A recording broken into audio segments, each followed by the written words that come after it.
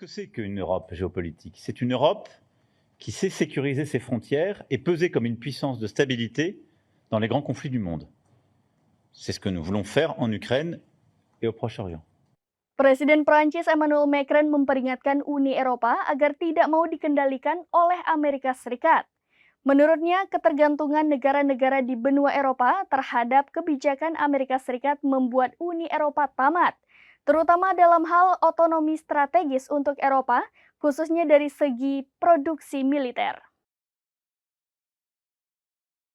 Amerika Serikat disebut tidak bisa diandalkan untuk memberikan perlindungan terhadap Uni Eropa yang terancam tamat. Hal ini disampaikan oleh Presiden Prancis Emmanuel Macron dalam pidatonya di Universitas Sorbonne di Paris pada Kamis 25 April 2024.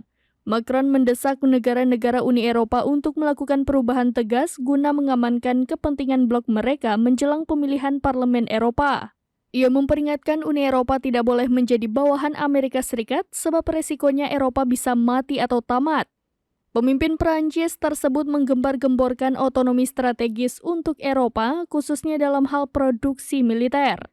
Dia menegaskan kembali bahwa negara-negara anggota Uni Eropa harus mengeluarkan lebih banyak uang untuk pertahanan dan memberikan prioritas pada senjata yang diproduksi secara lokal. Macron kemudian mengatakan bahwa hal itu akan mengurangi ketergantungan benua Eropa terhadap Amerika Serikat.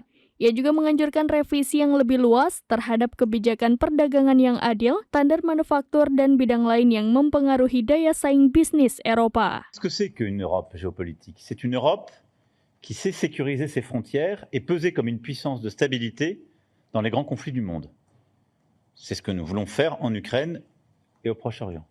Demikian informasi terkini, Syederalun saksikan terus berita lainnya di kanal YouTube Serambi News, website dan Facebook serambinews.com. Download Tribun X sekarang, menghadirkan lokal menjadi Indonesia.